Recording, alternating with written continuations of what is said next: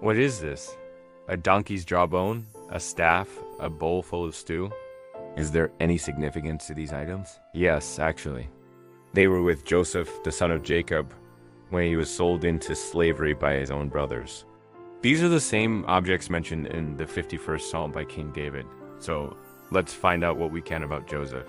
His story began with a dream.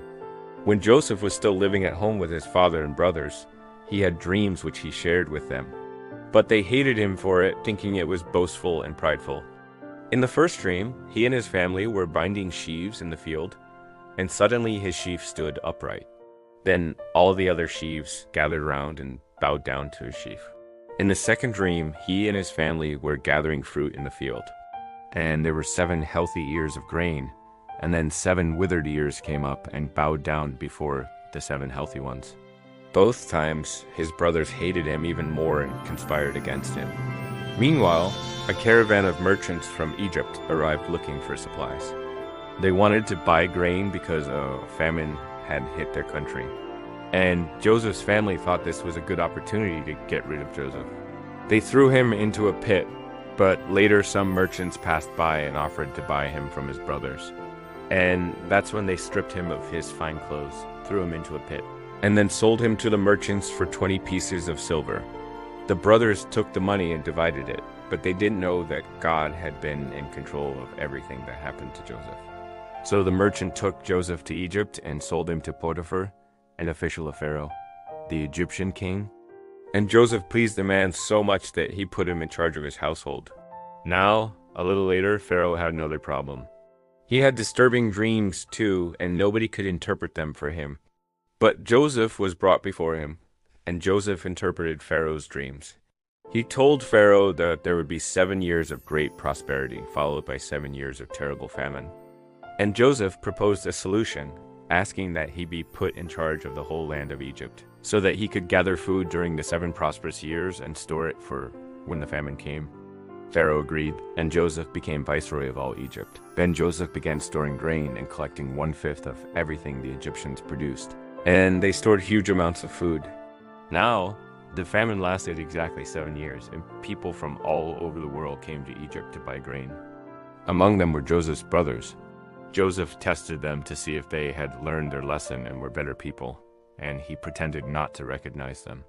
He asked them to bring Benjamin, their youngest brother, to Egypt so that he could check him out. And this really upset his brothers because they thought Joseph wanted to keep Benjamin as a slave forever. They begged Joseph to forgive them, but he kept testing them.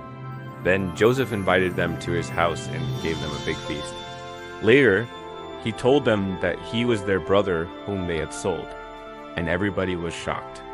Joseph could have been angry, but instead, he said that God sent him ahead of his family to preserve them and save them alive. Joseph told them not to be upset over what they did to him because God had used their evil plans to save many people. Then Joseph took his brothers and father, Jacob, and settled them in the land of Goshen, where they grazed their flocks. Also, Joseph took care of his father and mother and gave them the best that was in Egypt. So that's a brief summary of Joseph's life. He had many wonderful qualities. He was honest, humble, hardworking, responsible, trustworthy, diligent, and brave. And his positive qualities helped him overcome the challenges he faced. And we can learn from Joseph's faith. He stayed faithful to God even when his brothers hated him, threw him into a pit, and sold him into slavery. And he didn't hold on to hate or resentment, but forgave them. We can see that Joseph trusted in God's plan for him. Even when he was falsely accused by Potiphar's wife and thrown into prison, Joseph remained faithful. He interpreted the baker's and the cupbearer's dreams, but his own dream of freedom was delayed for 2 years. But eventually God caused Pharaoh to remember him, and he was brought out of prison. And when Joseph was viceroy of all Egypt, he prepared the country for the famine, saving many lives, including those of his family members. And he didn't hold a grudge against his brothers for what they did to him. Instead, he forgave them and cared for them. And so it is with us. No matter what we go through in our lives, we can choose to trust in God's plan. And if we maintain our faithfulness, God may allow us to help others, just like Joseph. And now let's talk about the significance of the donkey's jawbone, the staff, and the bowl full of stew. They symbolize the harsh conditions Joseph endured. During his time as a slave in Egypt, the jawbone represents the hard labor he was subjected to, possibly involving hauling heavy loads like a donkey might carry. The staff symbolizes his isolation and separation from his family. And the bowl full of stew represents the meager rations or perhaps even leftovers that he might have received as a slave. It reminds us of the humble beginnings that Joseph faced and the difficult circumstances he had to endure during his time of servitude. These symbols serve as a reminder of the trials and hardships he went through before eventually rising to power and prominence in Egypt. And now let's look at some interesting facts about the life of Joseph. Number 1, Joseph's name means he will increase or he will add. This prophetic name highlights Joseph's significant role in the future of his family and the nation of Israel. Number 2, Joseph's brothers were jealous of him because he received special treatment from their father, Jacob. He also received a special coat of many colors as a gift from Jacob. This preferential treatment fueled their anger and resentment towards him. No. 3. Joseph's brothers sold him into slavery for 20 pieces of silver. This amount of money shows how little value they placed on their own brother's life and well-being. The 20 pieces of silver, equivalent to a few months' wages for a laborer, suggests that they were willing to sacrifice Joseph for a very small sum. No. 4. Potiphar's wife falsely accused Joseph of attempted seduction when he refused her advances. This unjust accusation led to Joseph being imprisoned. The fact that he was imprisoned without any wrongdoing highlights the fickleness of fortune and the dangers of trusting women. No. 5.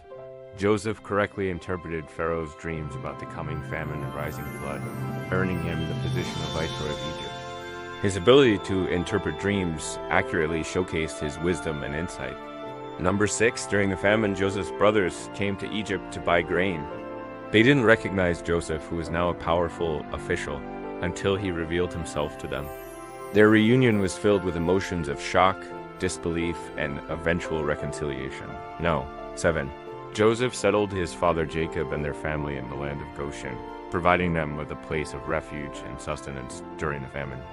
His act of kindness and compassion towards his family was a significant moment in their shared history. Now, why should we care about Joseph's story?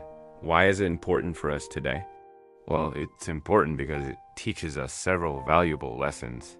First, it teaches us to pursue peace with our brothers and sisters. Joseph's brothers sold him into slavery out of jealousy and hatred, but Joseph forgave them and restored their relationship. Second, it teaches us to not despise humble beginnings. Joseph went from being a slave to becoming a powerful ruler, showing us that our past doesn't define our future. Third, it teaches us to use our talents for the good of others. Joseph's ability to interpret dreams saved not only his life, but also the lives of millions of people. Fourth, it teaches us to trust in God's plan. Even when Joseph faced betrayal and hardship, he knew that God was in control. Finally, it teaches us to practice forgiveness. Joseph could have held a grudge against his brothers or Potiphar what they did to him, but he chose to forgive them, setting a powerful example for us. Well, that's it for today. Please leave a comment below with your thoughts. Also, please subscribe and share this video with your friends and family. Thank you for watching and stay tuned for next time.